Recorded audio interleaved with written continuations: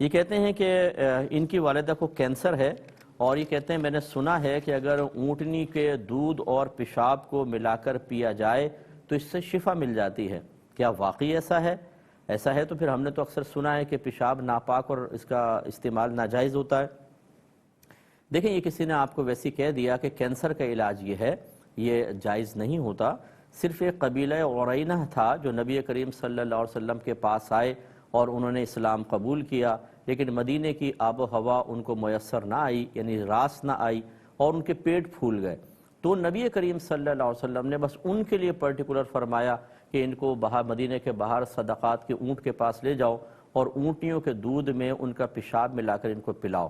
تو جب پلایا تو وہ ٹھیک ہو گئے، لیکن پھر وہ نبی کریم صلی اللہ علیہ وسلم کے چرواہے کو شہید کر کے اور مرتد ہو کر اور وہ سارے اونٹ لے کر بھاگ گئے۔ بعد میں ان کو پکڑا گیا اور اس قتل کے بدلے میں ان کو بھی قتل کیا گیا۔ امام اعظم ابو حنیفہ رضی اللہ تعالیٰ عنہ کہتے ہیں کہ پیشاب کے بارے میں، ممانعت کے بارے میں چونکہ حدیثیں بہت زیادہ ہیں اور اس پہ عذاب قبر کی وعید ہے، لہٰذا یہ بھی ناپاک ہی ہے۔ بس وہ تو وحی کے ذریعے نبی کریم صلی اللہ علیہ وسلم کو بتایا گیا تھا کہ ان کی شفا اس میں ہے، اور نبی کو جب وحی ہوتی ہے تو یقینی طور پر اس میں شفا تھی۔ ہم اگر پیشاب استعمال کریں تو اس میں شفا کا یقین کوئی ہوگا، لہٰذا ہم ان حدیثوں کو ہی فوقیت دیں گے جس میں پیشاب کے بارے میں ممانعت درج کی گئی ہے۔ جبکہ امام ابو یوسف رضی اللہ تعالیٰ عنہ کہتے ہیں کہ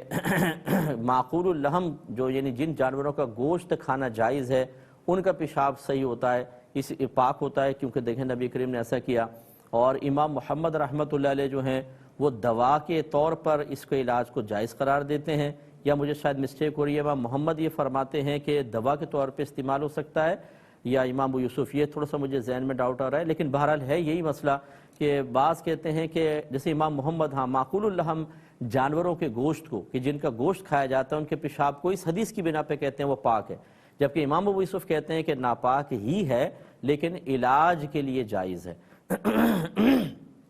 تو خلاصہ کلام یہ ہوا کہ آج اونٹنیوں کا کے دودھ میں پیشاب ملا کر پینا ہم ناجائز قرار دیں گے۔ اس کی وجہ یہ ہے کہ ہمیں کنفرم نہیں ہے کہ کس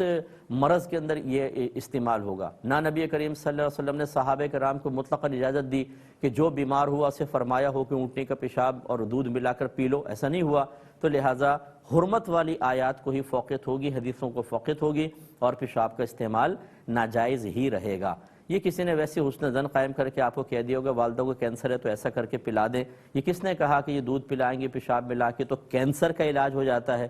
یہ ہمارے خود ساختہ ہوتے ہیں۔ جیسے ڈینگی آیا تو ڈینگی کا علاج قرآن سے، کوئی آیت بیان کر دیں گے۔ کرونا کا علاج حدیث سے، وہ اپنے صرف ویورشپ بڑھانے کے لیے اس طرح کی غلط بیانیاں کر کے کوئی آیت جو اس کے بارے میں نازل نہیں ہوئی، اس وقت نہ ڈینگی تھا نہ کرونا تھا، تو اس کے بارے میں کیسے آیات نازل ہو سکتی ہیں، اور وہ ڈال دیتے ہیں، اور ہم لوگ اندھا دھند ان کو لے کر ان پر عمل کرتے ہیں اس امید کے ساتھ کہ اللہ تعالیٰ کرم فرما دے گا۔ اور اس طرح غلط بیانی کرنے والوں کی حوصلہ افزائی ہوتی ہے، ان کی حوصلہ شکنی کرنا ضروری ہوتا ہے، حوصلہ افزائی نہ کریں۔